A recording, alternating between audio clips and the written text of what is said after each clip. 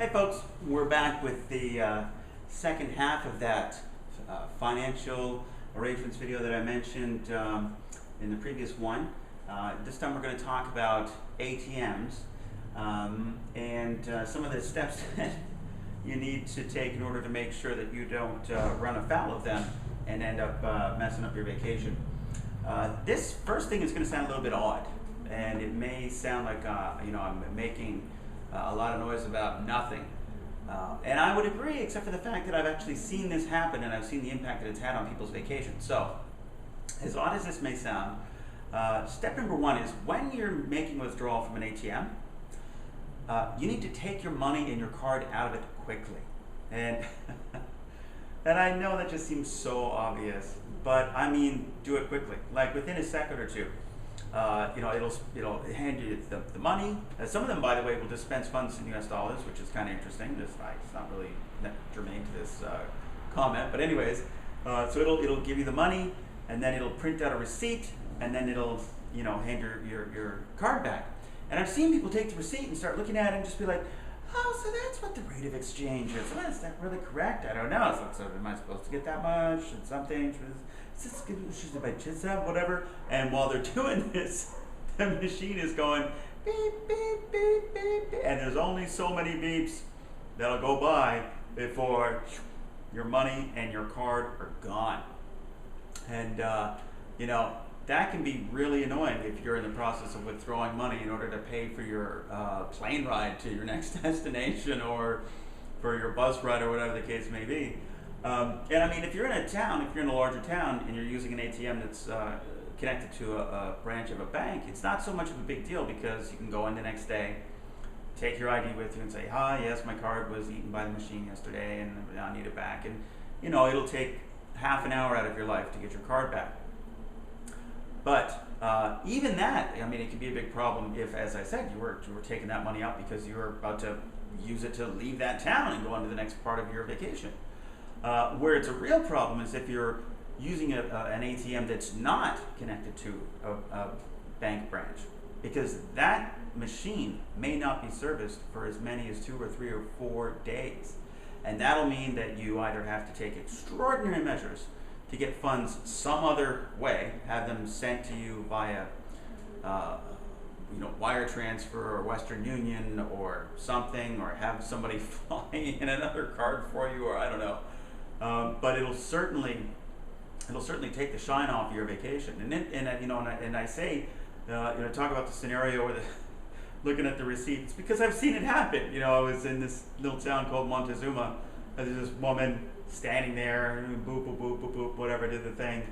And her money's hanging out of the machine, her card's right there, and she's just looking at it, trying to do the math on the receipt. And I was like, excuse me, ma'am, you need to take your money and your card, like, right now. Just take it from the machine. And she just looked at me like, here you go, and why are you trying to tell me what to do? And sure enough, yoinked in, gone. And she had to spend, I think it was like 3 days. And she had no money, and she could only live on credit at the hotel that she was in while waiting for the truck. And she had to wait. Oh my God, this was the worst or best part, I guess, depending on how much you enjoy the misery of annoying people. But she literally had to wait on the steps every day at around the time that the armored truck might come by to service that machine to try and get her card back. So it seems trivial, but it's not. Don't screw around when you're making a withdrawal. Just take the money in the card right away. And another thing, I mentioned about ATMs in remote places.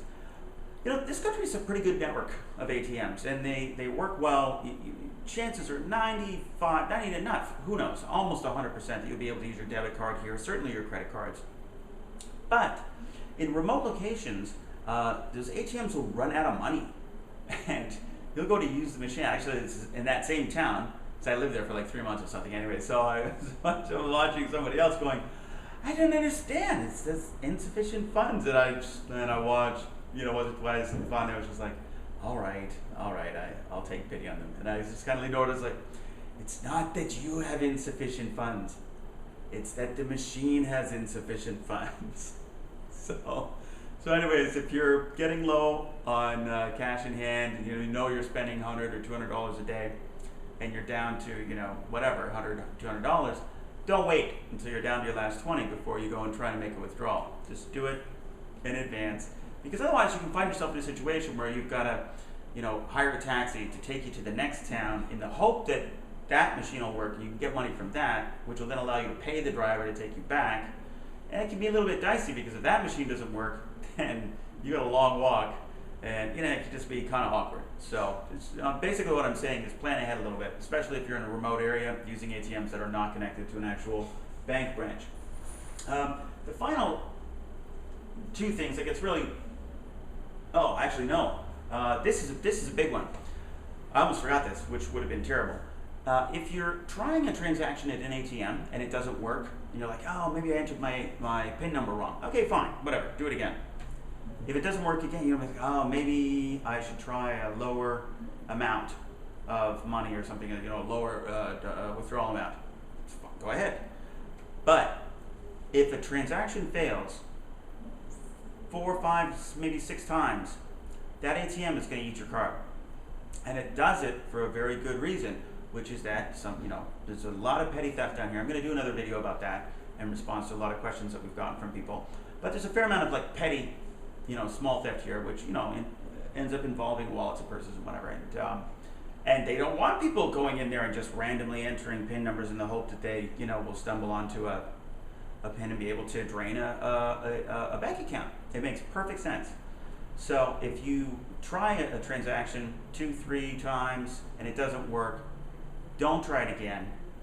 Go find a phone, call your financial institution, find out what's going on, see what the problem is, get it fixed, and then do it again when you know that it's going to work. Otherwise, you can find yourself in the same scenario as the person who stands in front of the ATM staring at your receipt for too long. The card's going to be gone, you won't have money or your card.